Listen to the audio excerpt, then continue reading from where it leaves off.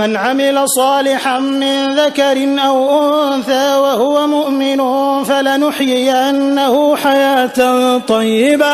ഹയാത്തുൻ ത്വയ്യിബ എന്ന് പറഞ്ഞാൽ തന്നെ നമ്മൾ അള്ളാഹുവിന്റെ കൂടെയുള്ള ഒരു അവസ്ഥ ഉണ്ടായിരുന്നു. ആ അവസ്ഥയിലേക്ക് തന്നെ തിരിച്ച് അള്ളാഹുവിന്റെ കൂടെ അള്ളാഹുവിലായിട്ട് ജീവിക്കാൻ കഴിയുന്ന അവസ്ഥ എന്നാണ് ഹയാത്തുൻ ത്വയ്യിബ എന്ന് പറഞ്ഞത്.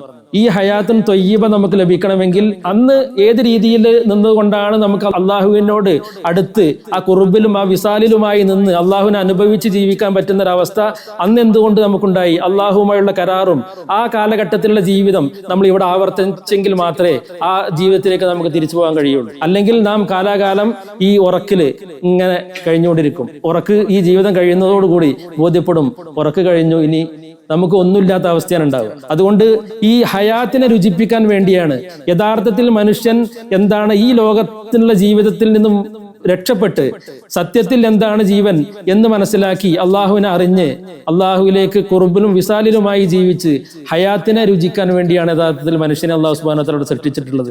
അതിനുള്ള സംവിധാനിച്ചിട്ടുള്ളത് ഇതുപോലെ റസൂലുള്ളാഹി സ്വല്ലല്ലാഹു അലൈഹി വസല്ലം തങ്ങൾ അവിടെ നിന്ന് ഇങ്ങോട്ട് ഉള്ള അള്ളാഹു അയച്ചുള്ള അള്ളാഹുവിന്റെ ഖലീഫമാരായിട്ടുള്ള ആളുകളെ അംഗീകരിച്ച് അവരുടെ ആജ്ഞ അനുസരിച്ച്, ആജ്ഞ എന്ന് പറഞ്ഞാൽ അള്ളാഹു അവർ സംവിധാനിച്ച സംവിധാനമാണത്. ആ ഖലീഫ റസൂലുള്ളാഹി സ്വല്ലല്ലാഹു അലൈഹി വസല്ലം തങ്ങളാണെങ്കിൽ അങ്ങനെ, അല്ലെങ്കിൽ അവരവിടെ നിന്ന് ഇങ്ങോട്ടുള്ള ഖലീഫമാരെ കണ്ട് ആലമുൽ അർവാഹിൽ നാം അള്ളാഹുവിനോട് ചെയ്ത കരാറ് ചെയ്ത് അള്ളാഹുവുമായി ഖുർബിലായി ജീവിച്ച ആ ഒരു ജീവിതം ഇവിടെ ഇവരിലൂടെ ആ കരാറ് പുതുക്കി യഥാർത്ഥ ആ ജീവിതത്തെ നാം മനസ്സിലാക്കുകയും അതിനെ ഉൾക്കൊള്ളുകയും അതിനനുസരിച്ച് ജീവിക്കുകയും ചെയ്യുക എന്നുള്ളതാണ്. ആ ഒരു വഴിയല്ലാതെ ഈ ജീവിതത്തെ മനസ്സിലാക്കാൻ അള്ളാഹു നിശ്ചയിച്ചിട്ടില്ല.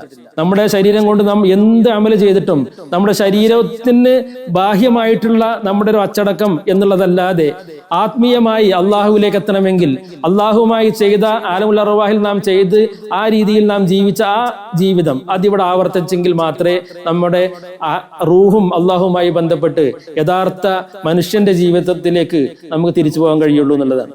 അതിന് അള്ളാഹു സംവിധാനിച്ച വഴിയാണ് അമ്പിയാക്കന്മാരും അവർക്ക് ശേഷം അവരുടെ ഖലീഫമാരായിട്ടുള്ള ഔലിയാക്കളും. അവരാണ് മനുഷ്യനെ ഈ ജീവിതത്തിൽ യഥാർത്ഥത്തിൽ അവരുടെ ജീവിതം എന്താണെന്ന് പറഞ്ഞു മനസ്സിലാക്കി അതിനുള്ള ചര്യകൾ പറഞ്ഞു കൊടുത്ത് അതിനനുസരിച്ച് അള്ളാഹുവിലേക്ക് എത്തിക്കാൻ അവർക്ക് മാത്രമേ സാധിക്കുള്ളൂ. സത്യത്തിലുള്ള നമ്മുടെ മനുഷ്യന്റെ ജീവിതം എന്താണെന്നും അതിന്റെ ആ ജീവിതത്തിലേക്ക് തിരിച്ചു വരാൻ എന്താണ് വഴി എന്നും മനസ്സിലാക്കൽ വളരെ ഗൗരവമായിട്ടുള്ള കാര്യമാണ്. അതുകൊണ്ട് അതിനുവേണ്ടി ഇന്ന് റസൂലുള്ളാഹി സ്വല്ലല്ലാഹു അലൈഹി വസല്ലം തങ്ങളുടെ കാലത്ത് ഈ രീതിയിലായിരുന്നു എന്ന് നാം പറഞ്ഞുകൊണ്ട് യാതൊരു കാര്യമില്ല. കാരണം റസൂലുള്ളാഹി സ്വല്ലല്ലാഹു അലൈഹി വസല്ലം തങ്ങളുടെ കാലത്ത് തങ്ങൾ ചെയ്തു, അതുപോലെ സഹാബത്ത് അനുഭവിച്ചു, അന്നത്തെ ആളുകൾക്ക് അതിനുള്ള ഭാഗ്യം ലഭിച്ചു. ആ രീതിയിൽ തുടർന്ന് ഇന്ന് നമുക്ക് ഈ പറഞ്ഞ ജീവിതത്തിലേക്ക് തിരിച്ചു വരാൻ, ഈ ജീവിതം എന്താണെന്ന് തിരിച്ചറിഞ്ഞ് മരണത്തെ രുചിക്കും എന്ന് പറഞ്ഞതുപോലെ എല്ലാ നഫ്സും മരണത്തെ രുചിക്കും. എന്നാൽ അതുപോലെ ഹയാത്തിനെ രുചിക്കാൻ എന്താണ് വഴി എന്ന് നാം ചിന്തിച്ച് അതിനു വേണ്ടിയുള്ള പരിശ്രമമാണ് നമ്മളെ ഇന്ന് ഓരോ മനുഷ്യന്റെയും ഉത്തരവാദിത്തം. ഒരു മതത്തിന് പ്രസക്തി ഇല്ല അവിടെ. അത് മുസ്ലിം ആണെങ്കിലും മറ്റ് അമുസ്ലിം ആണെങ്കിലും ഏത് മതക്കാരാണെങ്കിലും യഥാർത്ഥത്തിൽ അവർക്ക് അള്ളാഹുവിലേക്ക് ദൈവത്തിലേക്ക് എത്തുക എന്നുള്ളതാണ് എല്ലാവരുടെയും ലക്ഷ്യം. മനുഷ്യനെയാണ് ദൈവം പടച്ചിട്ടുള്ളത്. അള്ളാഹു ഇവിടെ നാം പിന്നെ അള്ളാഹു എന്നുള്ള പേരിൽ പറയും അള്ളാഹു മനുഷ്യനെ പടച്ചു. അതും അള്ളാഹു മുസ്ലിങ്ങളല്ല പടച്ചിട്ടുള്ളത്, അള്ളാഹു മനുഷ്യനെയാണ് പടച്ചിട്ടുള്ളത്. ഏത് മതക്കാരാണെങ്കിലും അവരുടെ ലക്ഷ്യം ദൈവത്തിലേക്ക് എത്തുക എന്നുള്ളതാണ്. ഈ ദൈവത്തിലേക്ക് എത്താനുള്ള വഴി ദൈവം നിശ്ചയിച്ചിട്ടില്ല.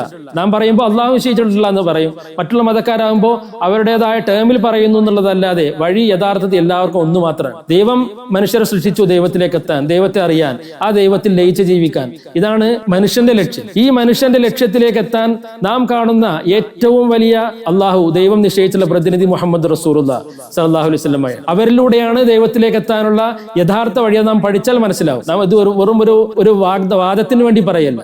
കറക്റ്റ് നാം ആ രീതിയിൽ പഠിച്ചു കഴിഞ്ഞാൽ നമുക്കത് ബോധ്യപ്പെടും. അത് പഠിക്കലാണ് നമ്മുടെ ഉത്തരവാദിത്വം. ദൈവത്തിലേക്ക് എത്താൻ, അള്ളാഹുവിലേക്ക് എത്താനുള്ള വഴി അത് മുഹമ്മദ് റസൂലുള്ളാഹി, അതാണ് അള്ളാഹു നിശ്ചയിച്ചിട്ടുള്ള വഴി.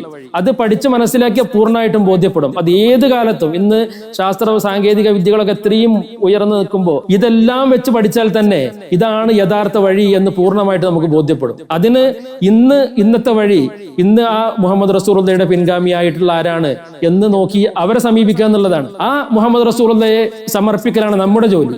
ഇന്ന് നമുക്ക് നമ്മുടെ അന്വേഷണത്തിൽ നിന്നും നമ്മുടെ ഭാഗ്യം കൊണ്ടും അള്ളാഹുവിന്റെ അപാരമായ അനുഗ്രഹം കൊണ്ടും നമുക്ക് ഇന്നത്തെ മുഹമ്മദ് റസൂലുള്ളാഹിയെ മനസ്സിലാക്കാനുള്ള അവസരം ലഭിച്ചു.